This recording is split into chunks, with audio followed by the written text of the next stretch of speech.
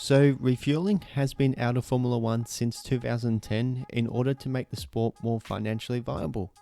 Since then, there have been numerous talks, even as recently as 2019, to try bring back refueling since it was banned, to try bring it back for the 2021 season. But in the end, it was decided that refueling would not return. So, what are the pros and cons of refueling exactly?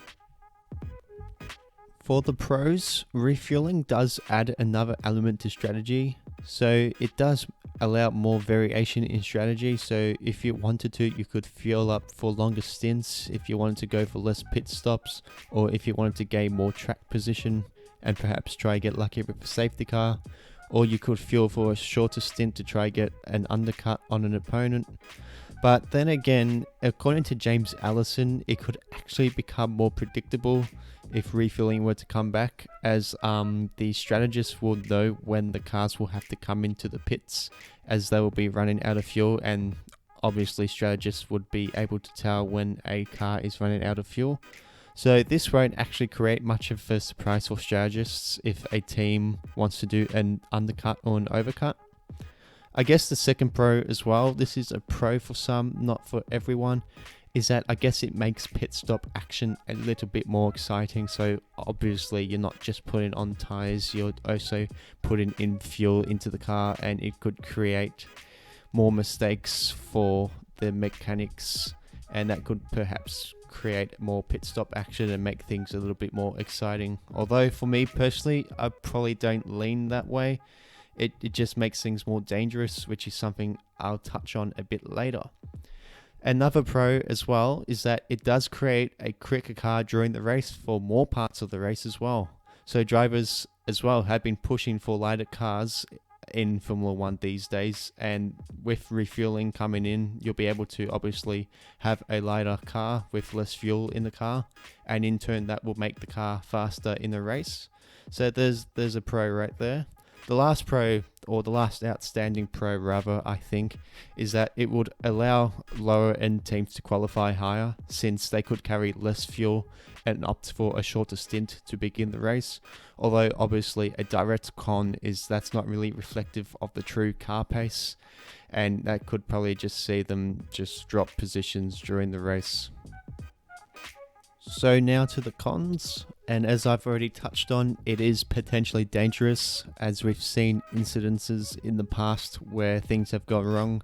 For example, Felipe Massa at Singapore, Josh Verstappen's car catching on fire, same thing happening with Eddie Irvine, and Gianmarino Bruni at Monza in 2004.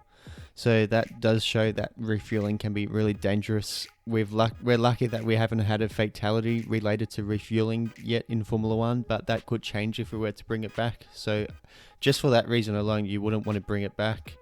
Mistakes do happen as well in a pressure situation when you're trying to do the fastest pit stop possible, and I just think that it is definitely very, very dangerous. We move on now to the next con, where costs are also a major con for refueling. Although when you look at the original statistics, or figures rather, it will cost as much as 1 million euros for refueling equipment and 330,000 euros annually for operating costs. That might seem a bit low, but you got to remember it's not just for the costs of refueling and fueling equipment itself, but the cost of transporting it around the globe for a whole season, and you're going to have to do that season after season if you decide to bring back refueling. And I just think that is a big con, especially in these times where we're trying to save as much money as possible after obviously what has been a really bad pandemic and is still going at this moment. Now to the next con, where there would be less overtaking on the track if refueling came back. And as you can see on the graph on the screen, once refueling came in 1994, overtakes just plummeted, and it kept plummeting down as the season went on, all the way down to as low as or as few as 10 overtakes in the 2005 season, which in fairness could have been due to the useless tire change ban in that year, but it still goes to show that there were far less overtakes while refueling was allowed. And you look at, I know you could say that 2011 as well, that's when DRS came in, that's why the overtaking shot up so much. But still, if you look at before overtaking coming in 1994, you'd still see there were considerably more overtakes before refueling came in. And now for the final con. And if you look at the later years of refueling, those qualifying to Q3 didn't get the free fuel strategy as those that didn't make it out of Q1 and Q2.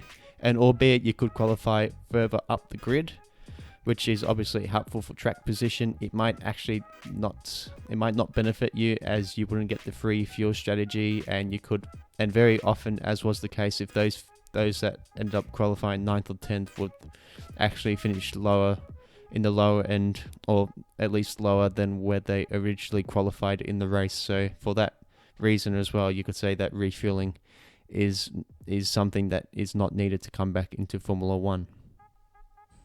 In my opinion, I do believe that it is better now that refueling is out of Formula 1. More overtaking is done on the track and not in the pit stop, and for me that has created more exciting racing overall. And with the sport, which rightfully emphasizes safety, bringing back refueling would be taking Formula 1 in the wrong direction when it comes to safety. Also, a major point I believe of the hybrid era is to get maximum performance using minimal fuel, and allowing extra fuel in refueling would contradict the purpose of the hybrid era to begin with. So let me know what you think about refueling in the comments section down below. Don't forget to subscribe to the channel, and thank you so much for watching. Cheers.